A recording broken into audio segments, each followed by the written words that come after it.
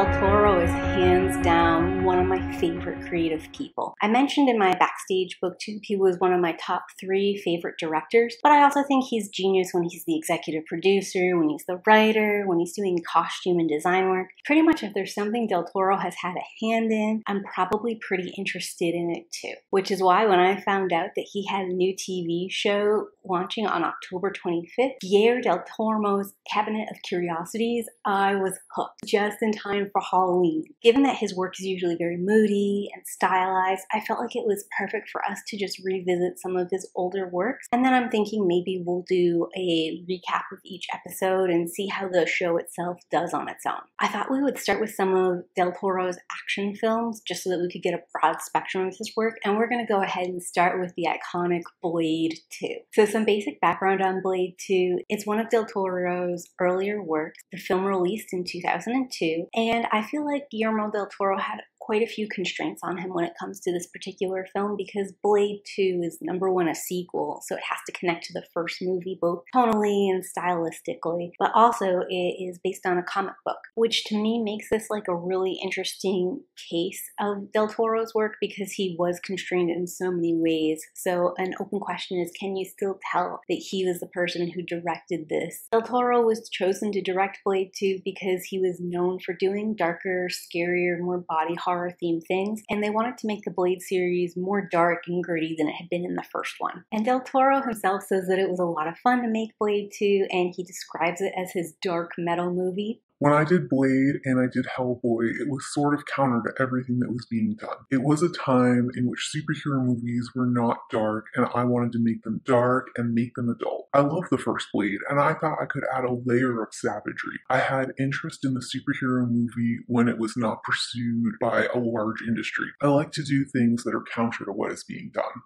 It's also worth noting that overall the success of the Blade trilogy, starting from 1, 2, and 3, is part of what spurred the superhero renaissance we're currently under. It showed Marvel and other studios that superhero movies could be successful and popular, and that they could attract both an adult and a kid audience to them. After the success of Blade, we'll see things like Spider-Man and X-Men, and this will continue to snowball into stuff like the Marvel Cinematic Universe. But it is really important to note that at the time that Blade 1 and Blade 2 came out, superhero movies, comic book movies, video game movies, all those kind of genres were sort of like a joke, and this kind of cinema was considered like a schlocky, hacky kind of thing, like only for a niche group of people, and it wasn't really something that was considered a big summer blockbuster or blowout. Guillermo del Toro is the reigning lord of Gothic cinema. So it's worth asking, is Blade 2 Gothic? Based on this channel's requirements for what makes something Gothic, I'm gonna have to unfortunately say Blade 2 is not Gothic. If you need a refresher on what the 9 potential elements of a Gothic work are, I've got a video about it here. And please remember, you only need 3 of these 9 elements to qualify as Gothic on this channel. Unfortunately for Blade 2, it only has 2 of these elements. Horror elements. While I don't find the vampires themselves in Blade 2 particularly scary because there's no interaction with humans, and like vampire on vampire violence just isn't existential dread at its highest point for me, I do think there's a lot of elements of body horror and chilling implications in the world as a whole that del Toro has created. These vampires do sort of come off as a separate race of beings from humanity, and while they seem to be self-centered and obsessed with partying and raving, the parties that we see from them and the actions they see are self-indulgent. They're very violent, and I guess it's possible that this brings pleasure to vampires or that they don't feel pain, so they're neutral towards it. But when we're looking at it with human eyes, seeing like spines open and people kissing with razor blades and all kinds of other violent things like that within the movie, done just for entertainment, this sort of sends a little chill up your spine. First of all, because the graphic nature on screen, but secondly, because if this is what vampires do for fun, then what do they do when they want to hurt you? So I felt like that element specifically was sort of scary And I'd also say that this movie covers more poetic prose if we translate prose to the filmography here specifically. Visually, this movie is still something a little bit unique in the comic book and superhero genre. Though we have way more examples now in the field, Blade 2 was one of the first really well visually stylized and executed comic book movies. Del Toro talks about wanting to make the scenes look like comic books, and he has a lot of hue saturations going on, both a red tone hue at night and a blue tone for daylight, and all of it's hyper saturated to give that comic-y stylized kind of feel. The camera itself is always in motion, and it's following characters and their shots and their scenes, and this, first of all, is just great for an action movie in giving like a dynamic extra feeling in the fight, but it also makes the audience feel like they really understand what's happening in the fight and better appreciate the choreography going on. And the actual sets themselves for Blade 2 are pretty stunning. If you look at them, there's a ton of little detail pieces in the background, the way the camera is set up and sets on things. You can imagine that it was picked right out of a panel of a comic book set in the stage. So I think in that particular regard, there's a lot of little things coming together in Del Toro's work that gives him like a signature direction and vision that really translate. And a couple near miss on these goth points is going to be the focus on human mortality. Obviously, vampires kill humans, they drain their blood, there's like a whole turning potential aspect. But as I said before, there's no humans in this movie, so you can't really have a focus on human death if you're not afraid any humans are going to die.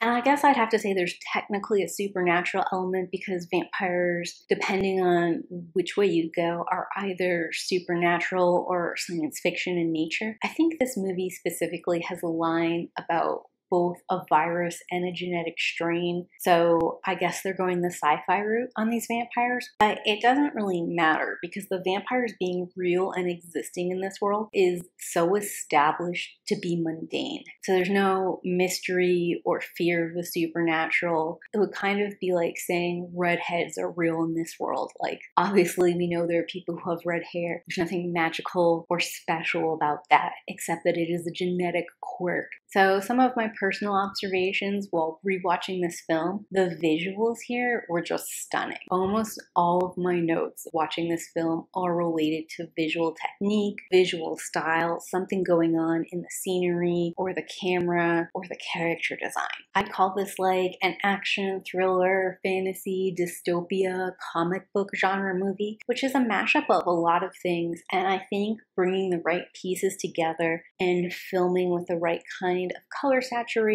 and moving shots is really what brings this to life. There's a great balance between the constant motion of the camera, like following the characters around and taking note of all their choreography, and just shots where they hold on the characters posing in like this really epic, badass comic book kind of way. This moving camera and the way this action was shot, probably also combined with like a lot of the leather costumes and like swords and gunfighting going on, was very Matrixy. Makes sense because I think the first Matrix came out in 1999 and this movie came out in 2002. And when the first Matrix came out, it really sort of like set the expectation for how action was supposed to be shot and how we were supposed to view these kind of scenes and characters. But I still really appreciated it because about 2-3 days after I watched Blade 2, I watched Resident Evil Apocalypse as a comparison piece for the two. And I thought it was fitting because Resident Evil Apocalypse is also the sequel to Resident Evil. It was released in 2004, where Blade 2 was in 2002. And they're both in like a comic book, video gamey genres. And I enjoy both of these series historically. So I thought like the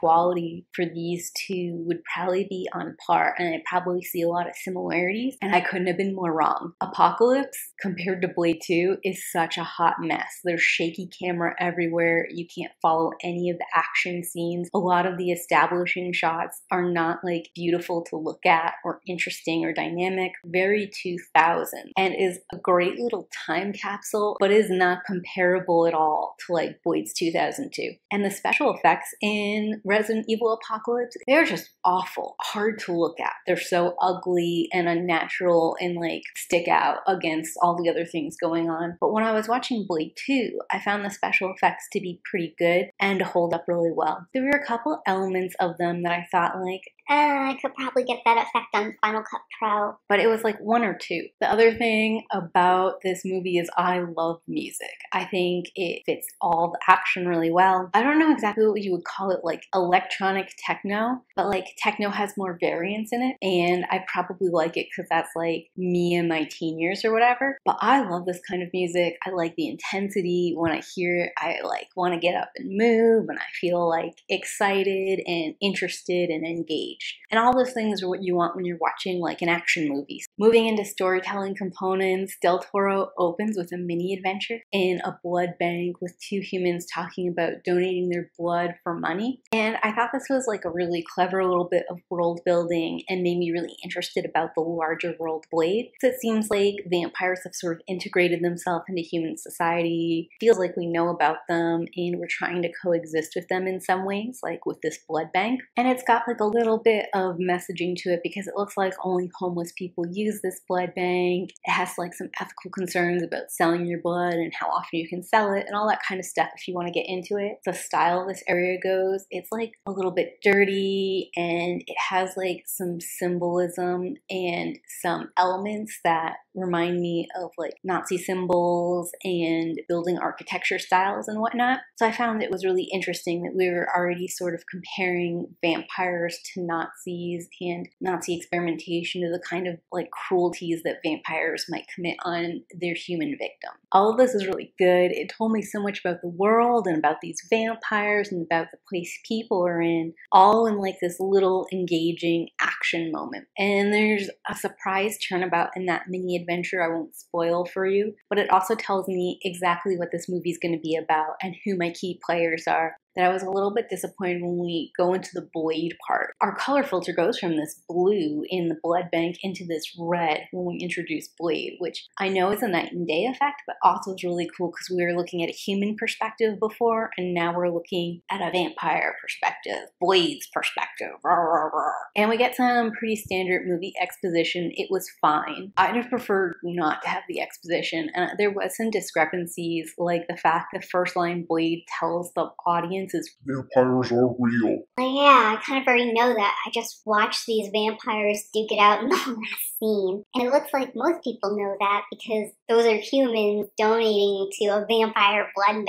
Unless they just think that people are paying for blood now, which isn't that a thing. And I think it actually highlights one of the flaws in this movie as a whole, because it seems to me like the blood bank scene excited Del Toro and gave him a creative outlet and let him do a lot of things that were probably not in the comic and were not mentioned in the first movie and were just sort of his own thing, and he had his own freedom to do however he wanted, while the setup on Blade is out of Del Toro's hands. And the way he executed, like I said, it's not bad, but it's not good either. And we can see that in a lot of the rest of the movie, the parts that feel like he didn't have any control over or he wasn't that passionate about, or like are harkening back either to Blade 1 the movie or the original comic book lore, feel really flat and monotone.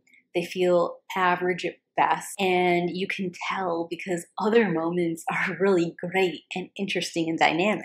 I think all of the characters sitting around and competing to be the most badass or the toughest person on the screen is like a very late 90s, early 2000s action movie trope. It's a thing. It's not my thing. And I think the movie suffers for the characters being so flat and so focused on visual appearance and how they're perceived. Personally, I was pretty disappointed by Del Toro's portrayal of Blade and these characters within this movie, just because I've seen him do more in Pacific Rim, for example, which is a movie that we'll talk about probably next video. And what I love about it is that it's like that classic action, beat 'em up style movie that's like supposed to be just pure visual spectacle. But within that, there's so much heart and soul and like character arc and story and progression going on. Like I felt like almost all of those characters had a real and human core in them that was interesting and compelling and driving the story forward. I didn't remember that much about Blade 2, except that like I generally like the Blade trilogy. So I wasn't 100% sure what I would find when rewatching it because it's been so long, but I was a little bit let down knowing how well Del Toro has done that back here in 2002. I guess he was still trying to build that base, or perhaps he could have done it and was constrained by the script that he had on hand or the actor's ability to perform to his direction, or I don't know, any number of other things. Either way, Blade 2 is not giving me the same high caliber that I've come to expect and think of synonymous with Del Toro's work that you can see in Pacific Rim. I kind of hate to say this because for years I've talked about how great Wesley Snipes is as Blade, but I sort of thought Wesley Snipes' performance here in Blade 2 was awful. And I don't want to say that it was Wesley Snipes' fault because I don't know. Maybe this was the direction he was given. Maybe this is how Blade is intended to be and he's just not the character for me. And maybe this portrayal really is awesome, but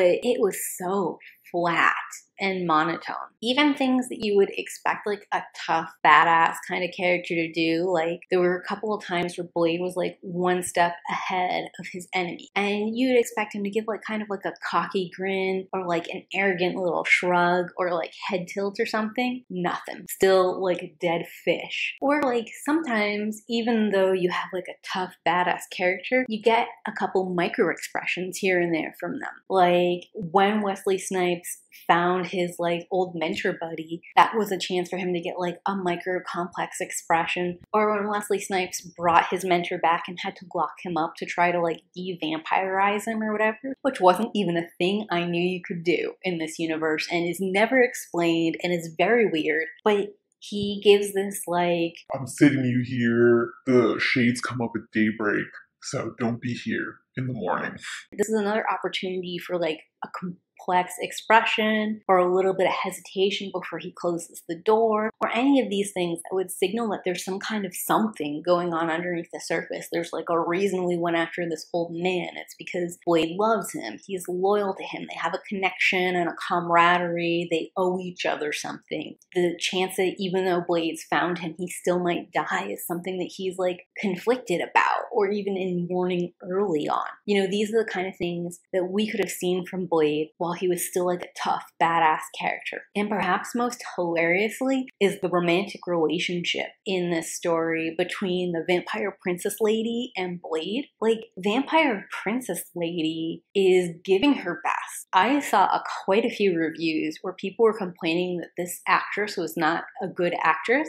I don't know what they're talking about. She does great with the role. The problem is that Wesley Snipes is not responding at all to like what she's doing. She's doing everything she can to give her relationship to Blade an enemies to lovers kind of feel. She starts off hostile, she starts off a little superior, and like slowly as they go through fight scenes, her attitude to Blade changes. So as her team is slowly being taken out and Blade is surviving, she's coming to accept that Blade is really very formidable and respectable. The fact that Blade shoots straight, he's open with his plans, they're hanging out at his place like he has nothing to hide from them. For whatever reason, she is respecting that and coming to respect him as a warrior and maybe as a vampire. I don't know, because we don't really know a lot about vampires in this movie. But either way, she's showing that softening to him and this openness and perhaps this invitation for him to become part of like the vampire group that they're part of. Like, it's not too late for him to accept himself. She's kind of honed in on the fact that he's got this serum thing and he uses the serum for bloodlust, which sort of implies that he hasn't ever made peace with his vampire,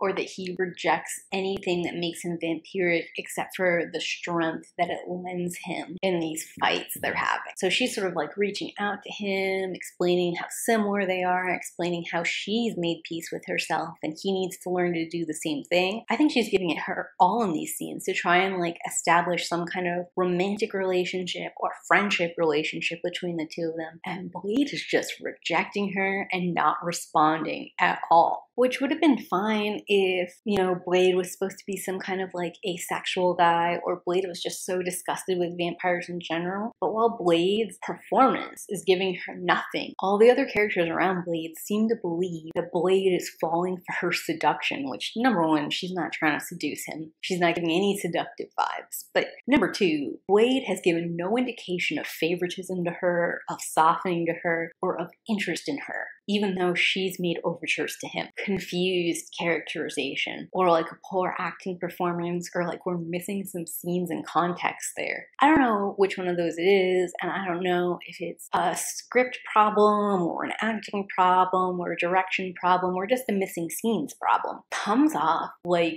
Blade is a poor actor, because I feel like the performance she's giving is really good. The direction she was given in these scenes and the attempt she's making makes sense. And his responses are what don't make sense to me, in conjunction with the rest of the team telling him to stop being soft on her when he's not doing that. And then at the end, when Blade like goes after her to like help her and takes her out into the sun, like all this feels very unearned and like out of left field. Like I don't understand what's going on or why this is happening like this. Very confusing. Watching this story now as an adult versus me watching it as a teen is a really different experience. I came in expected to be pumped and excited and to watch some action and be rooting for Blade the whole time and just like the cheerleader over here in the corner, loving every minute of it. And coming back to this in 2002, I found myself confused. Based off of what we see in this movie, I don't understand why Blade is fighting for humanity. I really don't understand why he's not on the vampire's side. I kept thinking, like, if humanity really wanted to get away from these vampires and wanted to stop these attacks and whatever, what they really need to do is just focus on some good solid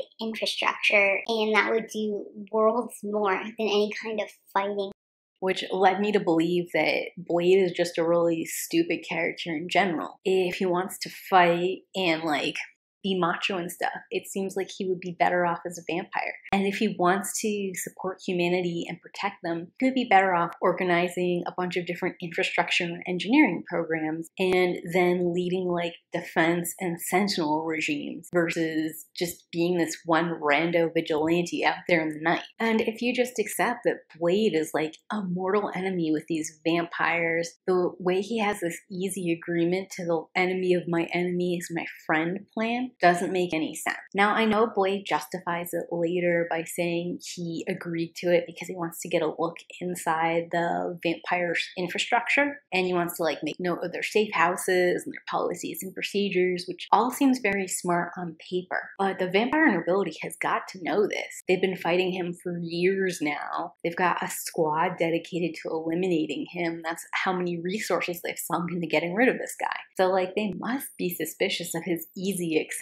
I don't know, the way the movie just sort of like flows with that doesn't make sense with how these two groups should act towards each other. And also the workshopping part of me can't help but think if Blade had asked for a few days before making that decision, or if he'd even outright rejected the nobility's demand they team up, that would have given the third vampire faction a chance to approach him. And then he could have decided to side with either one of them or be a double agent for either one of them, or he could have decided to stand back, let the two of them duke it out. And while they were doing that, he could have got back with humanity, been prepping and training people, building up things, sort of like been keeping an eye on it to prepare to take the victor down while they're at their like weakest from battling each other, or like sniping on the side on both sides, taking pot shots and just taking advantage of the chaos.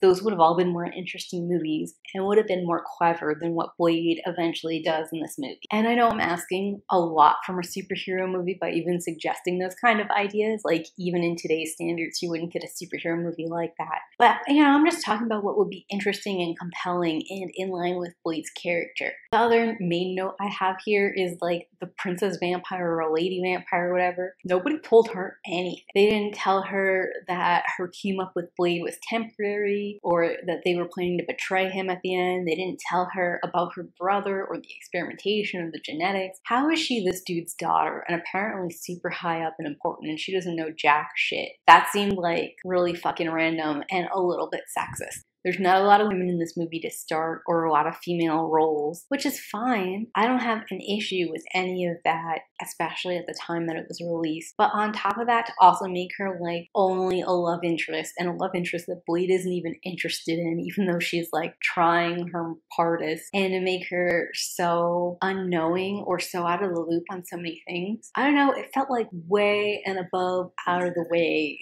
to make her look stupid and insignificant while still being present, so you could say, look, we had a badass Blade. So I've been nitpicking for the last couple minutes about Blade 2 and some things that were weird or funny about it, but overall I enjoyed my movie viewing experience. It was more or less what I expected, which was an action piece, and the action is beautiful and the scenes are really interesting and dynamic. It's the kind of movie that you can turn on and turn your brain off and just kind of enjoy, or you can turn the movie on and let it play in the background while you're doing something else, and every time you look up there'll be something interesting and pretty on the screen. A vampire with attitude might be perfect for your Halloween viewing experience, especially if you want something that's a little bit creepy, because the vampire designs Del Toro does, which I didn't talk about at all, are a little creepy looking, but they're not so disturbing they'll give you nightmares, and it's definitely not the kind of world that's close enough to our own that you would be afraid to sleep at night. Some overarching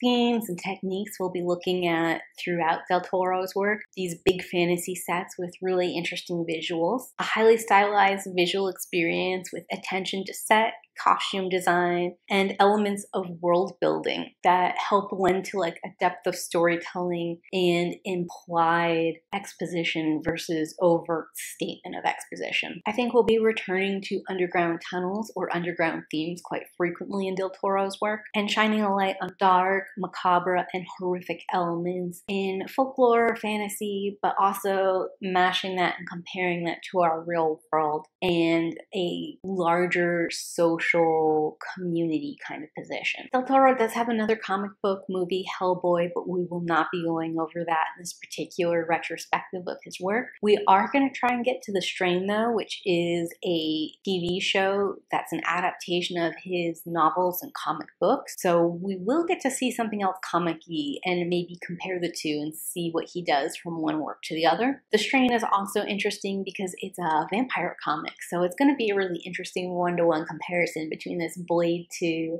and The Strain when we get to it. And because Blade 2 is an action movie, I'm also probably going to do some one-to-one comparison between this one and Pacific Rim when I get to that. Hopefully that's the next one we get to go over, but we'll just see how this series develops. Of all the characters in this movie, the only one who seemed to have any kind of emotional arc is the vampire princess, and it's not entirely clear what we're meant to pick up from it. The fact that she goes from disdaining Blade, feeling some kind of affection for Blade, and turning against her father is interesting, and we can see reasons why she does that in the movie. But you know, she's like a secondary character. There's not really enough time to flesh all of that out and make it mean anything. But we will be looking at other women in Del Toro's work and characters as a whole in his work to see if he provides better, more fleshed out character arcs in the future and what they're trying to say. And we might try and tie it back to this vampire princess and try and make some conclusions about it from there. And while this may seem like a humble entry in Del Toro's filmography, I think it gives us an excellent reference point for some of his earlier work, and also for us to dive into some of his newer